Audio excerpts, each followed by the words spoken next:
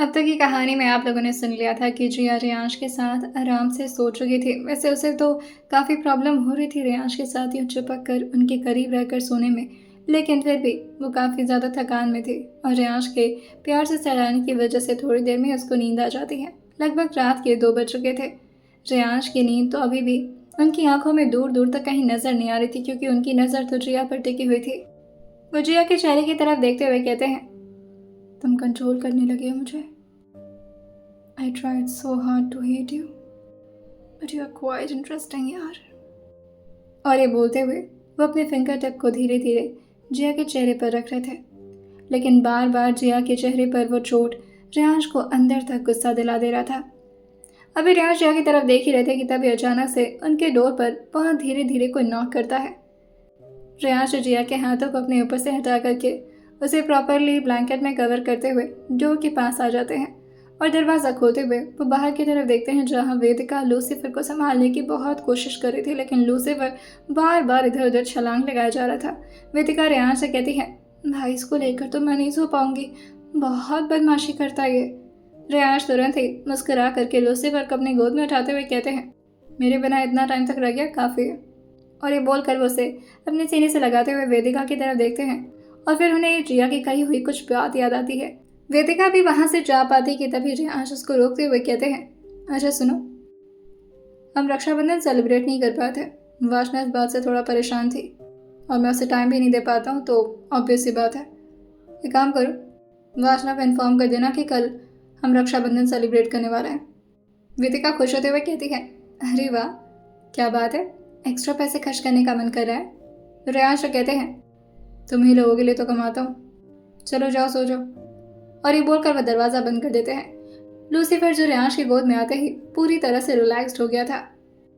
एक हाथ में रेयांश उसको पकड़े थे और दूसरे हाथ से उसकी बॉडी को धीरे धीरे अपने हाथ से सहलाते हुए कहते हैं, अब तुम्हारे बॉस की शादी हो चुकी है, तो एक्सपेक्ट मत करना कि दिन भर मैं तुम्हारे साथ रहने वाला हूँ। और वो आकर आराम से अपने बेड पर उसको लेकर बैठ गए थे और जिया की तरफ उसका चेहरा करते हुए कहते हैं, ये मैडम आपसे बहुत डरती है, लेकिन अब आपको इन्हें डराना नहीं है। थोड़ा देर लूसीफर को अपने हाथों से टैप करते हैं और वो इसी तरह से थोड़ा देर लूसीफर को अपने हाथों से टैप करते हैं, तो वो भी उनकी गोद में ही इसी तरह से सो जाता है।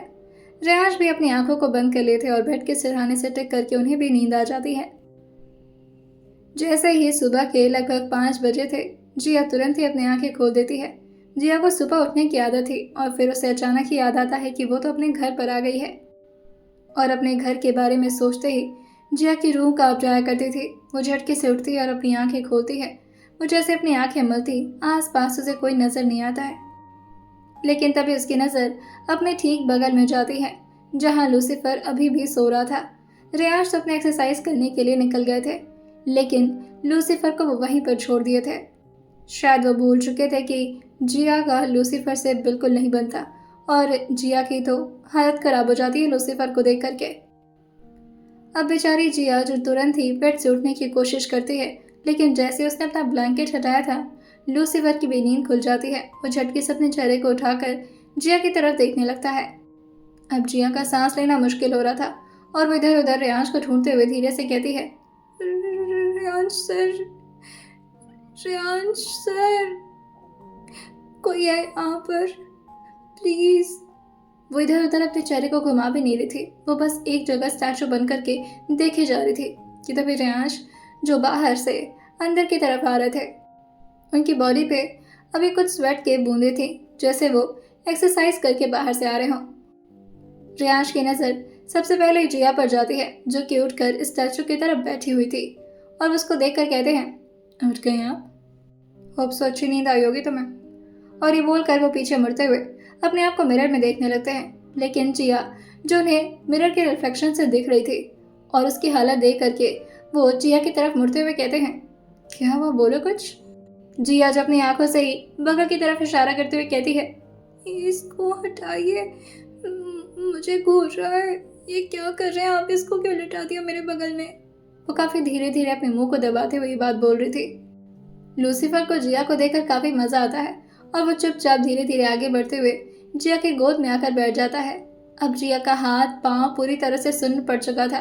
रेयांश उसके रिएक्शन को देखकर धीरे से मुस्कुराते हैं, लेकिन जिया की आंखों में इस वक्त रेयांश के लिए काफी गुस्सा था। हाँ, वो लूसीफर से डर रही थी, लेकिन बस एक बार लूसीफर यहाँ से जाता तो रेयांश की वो बहुत बुरी हालत करने वाली थी। ऐसा उसकी आंखों को देखकर लग रहा था। रेयांश तुरंत ही आकर के लूसीफर को अपने गोद में उठाते हुए कहते हैं, you know she is crazy girl, क्यों जाते हो उसके पास? लूसीफर उसको बहुत प्यार से देख रहा था। रेयांश उससे कहते हैं, आई अंडरस्टैंड कि तुम इसे अपने मम्मा की तरह प्यार करते हो, पर इट्स ओके, अभी वो तुम्हारे साथ कंफर्टेबल नहीं है। ये सुनकर जिया जो अपनी बावें से कोड़ कर कहती है, मम्मा, इतने बुरे दिन नहीं आ गए कि मैं टाइगर के बच्चों को जन्म देने लगूंगी? मम्मा कहाँ से हुई मैं उसकी? रेयांश उससे कहते हैं, क्योंकि मैं इसका डर रहा हूँ तो तुम उसकी मम्मा हुई ना, लाइक माई वाइफ। जिया जो कहती है, छी, ये आपका बच्चा है क्या? रेयांश कहते हैं, ये काफी छोटा था जब मुझे मिला था, जख्मी हालत में। शायद फॉरेस्ट एरिया में आग फैल गई थी और उसके मॉम डैड उसी में। खैर छोड़ो, मैं भी क्या बात लेके बैठ गया। बस इतना जान लो कि बचपन से ही मेरे साथ रहता है, जब ये बहुत छोटा था। काफ़ी इलाज करने के बाद ये ठीक हुआ है और मेरे साथ सबसे ज़्यादा कंफर्टेबल है। और मेरी बात इसे तुम पसंद आई हो तो शायद हो सकता वो तुम्हें वो मम्मा की तरह प्यार करना चाहता हो, लेकिन तुम तो उससे डरती रहती हो। जिया जो एक बार लूसीफर के चेहरे की तरफ देखती है और फिर झटके से अपने चेहरे को रेयांश की तरफ करते हुए कहती है, वो खूनखार होते हैं, डेंजरस होते हैं, हमें खा भी सकते हैं। रेयांश कहते हैं, इनसे ज़्यादा तो खूनखार तुम्हारे अपने घर वाले थे, उनके साथ तो इतना कंफर्टेबल थी। और वो लूसीफर को अपनी गोद में उठाकर उसके चेहरे की तरफ देखते हुए समझाते हुए कहते हैं, ये जंगली से बच के रहो, ये तुमसे ज़्यादा जंगली है, कोई ज़रूरत नहीं इसके आसपास रहने की। बात समझ आई? अब चलो तुम स्टाफ के पास जाओ और अच्छे से जाकर तैयार हो जाओ। दो स्टाफ गेट पर ही खड़ी थी। रेयांश लूसीफर को स्टाफ को देते हैं और फिर से अंदर आ जाते हैं। जिया जो अपने चेस्ट के पास फोल्ड करते हुए कहती है, इसके लिए स्पेशल स्टाफ भी है? रेयांश कहते हैं, ऑब्वियसली। जिया जो कहती है, इतनी तो ऐशो आराम में मैं भी नहीं रही हूँ। रेयांश कहते हैं, तुम्हें क्या ज़रूरत है स्पेशल स्टाफ की? जिया जो कहती है, हाँ होती तो फिर वो मेरा भी केयर करती मेरे।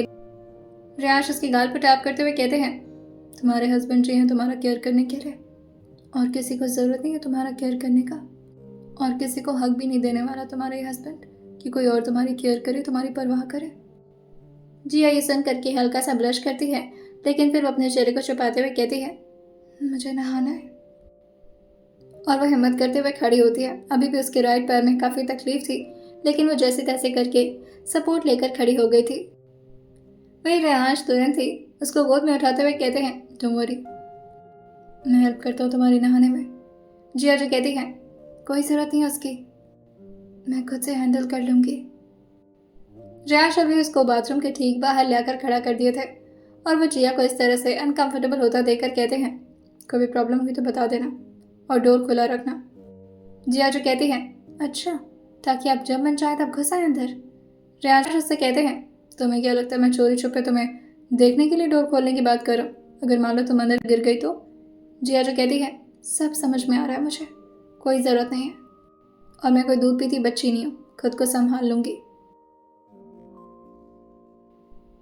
रेयांश अभी डोर फ्रेम से टेक करके जिया से कुछ बात कर ही रहे थे कि तभी दोबारा से उनके दरवाजे पर कोई नॉक नॉक करता है। रेयांश उस तरफ बढ़ जाते हैं और जिया भी अंदर से अपना दरवाज़ा बंद कर ली थी। बाहर प्रार्थना जी खड़ी थी। जैसे ही रेयांश ने दरवाज़ा खोला था, प्रार्थना जी तुरंत ही अंदर आते हुए कहती हैं, कहाँ है मेरी छोटी बहू? रेयांश अपनी मॉम से पूछते हैं, मोटी मीन भाई छोटी बहू, कोई बड़ी बहू भी है क्या? प्रार्थना जी जो कहती हैं, अरे उम्र में छोटी है ना इसलिए छोटी बहू, उसका नाम तो जिया है ना। हाँ, कहाँ है जिया? और वो अगल बगल ढूंढने लगती हैं। रेयांश जो कहते हैं, वो नहाने गई है। प्रार्थना जी जो एक स्टाफ को अंदर बुलाते हुए कहती हैं, आ जाओ, सारे सामान लेकर आ जाओ अंदर। वहीं एक स्टाफ बड़ी सी थाल लेकर आई थी जिसमें बहुत सारे सामान रखे हुए थे, जैसे जिया के लिए साड़ी, कुछ ज्वेलरीज और उसके साथ ही मंगलसूत्र और सिंदूर भी। रेयांश उन सबको देखते हुए कहते हैं, ये। प्रार्थना जी जो कहती हैं, जिया के लिए है। अब वो अग्निहोत्री खानदान की बहू बन चुकी है और उससे कई लोग मिलने भी आने वाले हैं। और तुम्हारी बड़ी माँ को भी इन्फॉर्म कर दिया मैंने कि हमारे बेटे ने भी फाइनली शादी कर ली है और बहुत जल्द इस घर में भी किलकारियाँ गूंजेंगी अब जाकर मुझे थोड़ा रिलैक्स फील हो रहा है। ऐसा लग रहा है मैं कंपटीशन में अब उनके लेवल पर आ रही हूँ। रियाज जो अपने बाल को सही करते हुए कहते हैं, ओह वेल कॉन्ग्रेचुलेशन फॉर दैट, कि आप कंपटीशन लेवल पर उनके बराबर में आ चुकी हैं, लेकिन अभी आप जा सकती हैं। प्रार्थना जी जो वहीं बेड पर बैठते हुए कहती हैं, क्यों जा सकती हूँ? अपनी बहू को तैयार करके ही जाऊंगी मैं। उसे साड़ी में देखने का हक मेरा भी है। तुम्हें क्या लगता है दिन भर तुम ही देखते रहोगे उसे? रियाज जो कहते हैं, वो आएगी तो साड़ी पहनेगी ना, साड़ी जब पहनेगी तो मैं उसे खुद नीचे लेकर आऊंगा। अभी आप जाइए। प्रार्थना जी जो कहती हैं, मैं देख रही हूँ जब से तुम उसके प्यार में पड़े हो ना, तब से अपनी मम्मा को बहुत इग्नोर कर रहे हो। हाँ माना कि ये होता है, लेकिन ठीक है कोई बात नहीं, जा रही हूँ मैं। रियाज अपनी मॉम के कंधे को पीछे से पकड़ते हुए कहते हैं, मॉम इतना ओवर ड्रामा करने की जरूरत नहीं है, मैं उसे नीचे लेकर आ रहा हूँ, आप आराम से बात कर लीजिएगा, ओके? प्रार्थना जी को रियांश की यही हरकत बहुत पसंद आती थी। भले ही रियांश कितने भी रूड हों, लेकिन अपनी फैमिली से वो काफ़ी ज़्यादा सॉफ्ट रहते थे और स्पेशली अपनी मॉम के तो सारे टेंट्रम्स को वो आराम से झेल लेते थे, बिल्कुल अच्छे बच्चे की तरह। प्रार्थना जी जो उनके हाथ पर अपना हाथ रखती हैं और फिर बाहर की तरफ निकल जाती हैं। रियांश उस मरूम साड़ी को अपने हाथ में लेते हैं और फिर जिया को इमेजिन करते हुए अपनी आंख बंद करके कहते हैं, मिसेस जिया रियांश अग्निहोत्री, जल्दी बाहर आइए। कि वो काफ़ी धीरे धीरे बोल रहे थे कि तभी रियांश को कुछ आवाज़ आती है, जैसे जिया बाथरूम में उनको बुला रही हो। रियांश तुरंत ही साड़ी को रखते हैं और बेड से उठ करके बाथरूम के डोर पर दरवाज़ा पीटते हुए कहते हैं, जिया यू ओके? लेकिन जिया जो अंदर से आवाज़ करते हुए कहती है, मेरा पैर। रियांश को अचानक से जिया की आवाज़ जैसे ही आई थी, वो तुरंत ही दरवाज़ा खोलने की कोशिश करते हैं, लेकिन जिया ने दरवाजे को अंदर से लॉक कर रखा था। वो उससे कहते हैं, दरवाज़ा खोलो तब तो आऊँगा ना। जिया जैसे तैसे हिम्मत करके दरवाज़ा खोलती है और वहीं दीवार से टिक करके वो नीचे बैठ गई थी। उसने खुद को टॉवल में रैप कर रखा था और उसके पैर में अभी वो घाव बहुत दर्द दे रहा था, जिससे वो ज़्यादा देर तक खड़ी भी नहीं रह पा रही थी। रियांश दोबारा से उस कट को देखते हुए कहते हैं, ओह नो, क्या हो तुम ठीक तरीके से? मैंने कहा था कि तुम मेरी हेल्प ले लो। खड़ा तुमसे हुआ नहीं जा रहा, नहाने चली थी तुम। जिया जो रियांश की तरफ अपना हाथ बढ़ाते हुए कहती है, उठाइए मुझे, गिर गई हूँ मैं।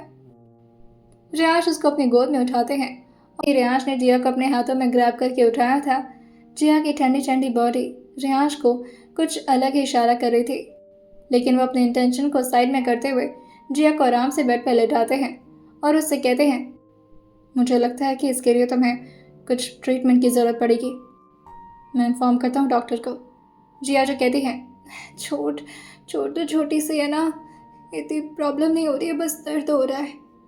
रियांश उससे कहते हैं, इट्स ओके, इतनी भारी नहीं हो तुम, गोद में कैरी कर लूँगा तुम्हें। जिया जब भी दर्द से इधर उधर मचल रही थी कि तभी रियांश की नज़र जिया के टॉवल पर जाती है, जो कि धीरे धीरे अपनी जगह से नीचे जा रहा था। देखते ही रियांश पहले तो एक अच्छे हस्बैंड बनते हुए अपने चेहरे को दूसरी तरफ कर लेते हैं, लेकिन ज़्यादा देर तक वो ये कर नहीं पाते और रियांश की नज़र दोबारा से जिया की तरफ चली जाती है। वहीं जिया हल्का सा उठने की कोशिश करती कि तभी रियांश तुरंत ही उसके चेस्ट पर अपना हाथ रख देते हैं। उनका इंटेंशन तो ये था कि वो जिया के टॉवल को संभाल लें और उसका टॉवल नीचे ना जाए, लेकिन जिया को ये काफ़ी अजीब लगा था। वो तुरंत ही रियांश के हाथ को अपने ऊपर से हटाते हुए कहती है, ये क्या कर रहे हैं आप? जिया ने इतने झटके से रियांश का हाथ अपने चेस्ट से हटाया था कि गलती से रियांश का हाथ साइड होता है, लेकिन उसके साथ ही साथ टॉवल भी जिया के बदन से अलग हो गया था। वो भी जिया की तरफ झुके हुए थे, लेकिन जिस तरह से जिया ने उनके हाथ को हटाया था, रियांश भी थोड़ा सा डिसबैलेंस होकर के ऑलमोस्ट उसके ऊपर ही आ चुके थे। दिन का टाइम था, ऊपर से रूम में भी प्रॉपर लाइट्स जल रही थी, लेकिन रियांश अपनी नज़र को जैसे तैसे करके कंट्रोल करते हुए सिर्फ जिया के चेहरे की तरफ देख रहे थे। जिया की पूरी बॉडी थोड़ी देर के लिए अपनी जगह पर सुन्न पड़ चुकी थी। वो इधर से उधर ना हिल पा रही थी और ना ही कुछ बोल पा रही थी। शर्म से इस वक्त उसका पूरा शरीर लाल पड़ने लगा था और उसकी आंखें अपने आप ही बंद हो गई थी।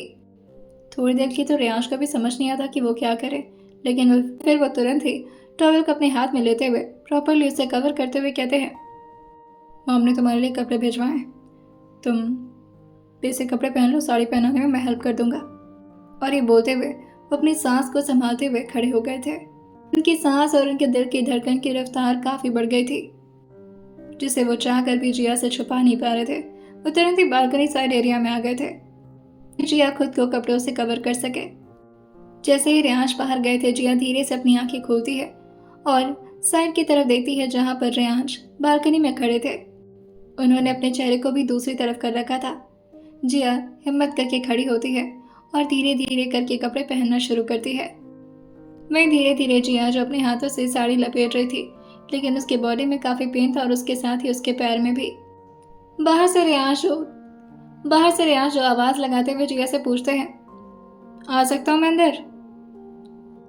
जिया जो कहती है, मैंने अभी पूरे कपड़े नहीं पहने, साड़ी पहन रही हूँ। जिया की इतनी आवाज सुनकर के रेयांश तुरंत ही उसकी तरफ मुड़ते हैं और जिया की तरफ आते हुए कहते हैं, तुम्हें प्रॉब्लम हो रही होगी, लो मैं हेल्प कराता हूँ। ना रेयांश ने जिया के चेहरे की तरफ देखा था और ना ही जिया ने। वो दोनों एक दूसरे की नजरों को अवॉइड करने की कोशिश कर रहे थे। जिया और रेयांश दोनों ने मिल करके साड़ी के प्रोसेस को कंप्लीट कर लिया था और जिया ने प्रॉपरली साड़ी भी पहन ली थी। अब बारी थी जिया के ब्लाउज के नॉट की। जिया जब पीछे मुड़ती है और अपने बालों को आगे करते हुए कहती है, मेरा हाथ पीछे नहीं पहुंच रहा, दर्द हो रहा है, आप बांध देंगे प्लीज? रेयांश उसके पीठ की तरफ देखते हैं। वो ब्लाउज पूरी तरह से बैकलेस था, बस उसमें 2 हुक लगे हुए थे और उसके साथ ही पीछे उसके नॉट थे। जिया ने जैसे तैसे करके हुक को तो लगा लिया था, लेकिन दोबारा से रेयांश उस हुक को खोलते हुए प्रॉपर तरीके से हुक लगाते हैं और फिर जिया के नॉट को बांधते हैं। लेकिन जैसे ही वो जिया के नॉट को बांध रहे थे, उनके दिमाग में एक खुरापाती आइडिया आता है और वो जानबूझ करके जिया के नॉट को कुछ इस तरह से बांधे थे कि थोड़ी देर में वो अपने आप ही लूज हो जाता। वहीं जिया दोबारा से अपने आप को तैयार करती है, लेकिन तभी वो सिंदूर का डब्बा देखती है और रेयांश से कहती है, ये सब भी करना पड़ेगा? रेयांश उसे कहते हैं, अगर तुम इसके साथ कंफर्टेबल हो तो ठीक है, अदरवाइज मैं बात कर लूँगा, कोई तुम्हें फोर्स नहीं करेगा। और ये बोलते हुए भी रेयांश का चेहरा दूसरी तरफ ही था। जिया जो बस मंगलसूत्र, चूड़ी वगैरह पहनते हुए जिया खुद को तैयार कर लेती है और फाइनली अब जिया पूरी तरह से एक दुल्हन की तरह तैयार हो चुकी थी। एक नई नवेली दुल्हन जो अब अग्निहोत्री खानदान की बहू बन चुकी थी और रेयांश की बीवी। रेयांश की नज़र जिया के पैरों से लेकर के उसके चेस्ट तक जाती है, लेकिन गर्दन तक जाते जाते रेयांश की नज़र अपने आप ही रुक गई थी। उसके चेहरे की तरफ अभी भी नहीं देख पा रहे थे। वो चेहरे को दूसरी तरफ करते हुए जिया से कहते हैं, अगर तैयार हो गए तो नीचे चलें? जिया जो कहती है, हाँ चलते हैं।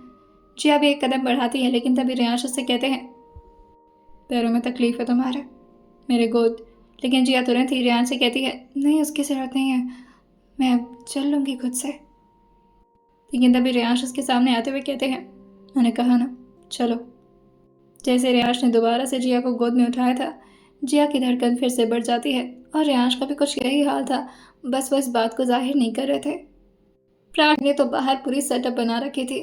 आसपास जितने भी सोसाइटी के लोग थे, सबको प्रार्थना जी ने बुला लिया था। वो इतना ज़्यादा एक्साइटेड थी